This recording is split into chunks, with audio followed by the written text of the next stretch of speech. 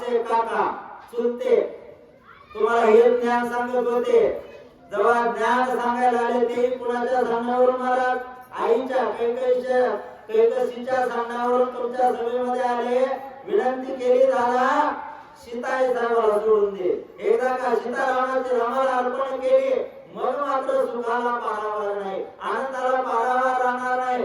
अरे त्याला लाथा घालता तुम्ही आणि त्या ठिकाणी हाकालून दिला. आमची भीती जर करता बरं का आधी काय बोलू लागला. क्षमा करा लोभे जाना तरी मी यथार्थ सांगेन. सत्य संकल्प रघुनंदन प्रथावलंबन हो आणि मग घाबरू नको बाई, काय घाबरण्याचं कारण नाही. या ठिकाणी असणार आपण तू इथं बसली हे सगळ्यात थोरपणा आहे. एकदा मला वाटतं या मुलीमुळे टाळ्यात वाजवा. फक्त इथं तू या स्टेजवर जरी बसली आणि दोन जरी ओळ वाचल्या तरी तुझ्या जी आत्मशक्ती आहे ती असणारी जागृत होत असते, धिट्टपणा येत असतो. म्हणून असणाऱ्या या ठिकाणी काहीच न घाबरता या ठिकाणी वाचा. ज्यांना ज्यांना वाचायचं त्यांनी वाचू शकतात मुलींनी. या ठिकाणी तो बोलू लागला की खरं बोललेलं आता पटत नाही. आता काय म्हणतोय मी खरं बोलल्यानंतर तुमच्या हिताचं बोलल्यानंतर तुम्हाला पटणार नाही बाबांनो. खरं जरा गोड कडू लागतंय, खोट मात्र गोड लागतंय. असा हा आता काय आपल्या रावण सभेमध्ये आणि बोलू लागला. इंद्रजित माझे ज्येष्ठ बंधू पुरुषार्थ बोलतो असं बंधू करिता कपीसी मजही युद्ध संभूतेने संभूती गाजिला. इंद्रजिताकडे बघितलं महाराज आता काय ना. आणि इंद्रजित माझा ज्येष्ठ बंधू त्याचा ज्यावेळेस हनुमंतराय आले होते आणि हनुमंतराया बरोबर युद्ध करत होता हा बाबा माझा थोरला बंधू इंद्राला जिंकणारा इंद्रजित, त्यावेळेस हा त्या गुहेमध्ये जाऊन दडला होता. गुहेमध्ये तिथं याला भीती वाटत होती शेपटी माझ्याकडे येते की काय, आणि शेपटी आल्यानंतर मी उरत नाहीये असं त्याचा असणारा भास होता. लटलट असा उडत होता.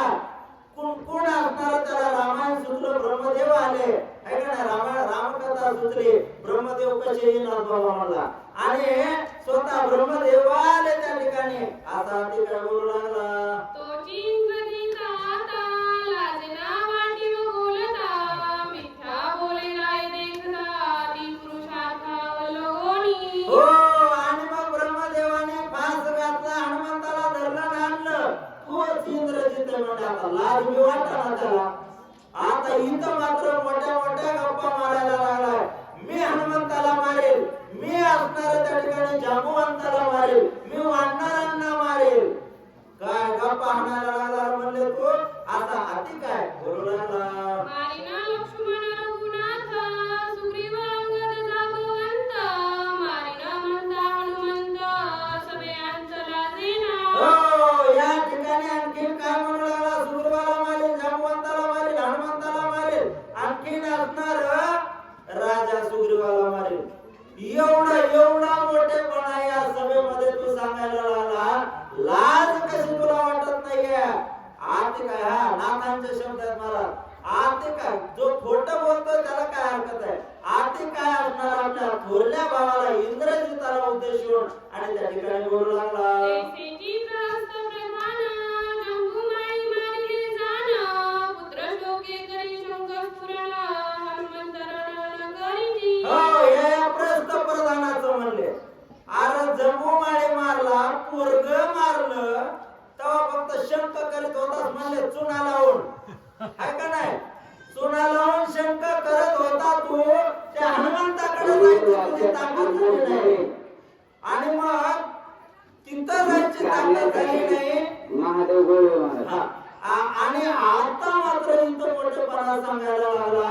ते वानर झोपीमध्ये मारेल, त्या वानरांना असणार मी झोपेत असणारा प्रभू रामचंद्राला मारेल.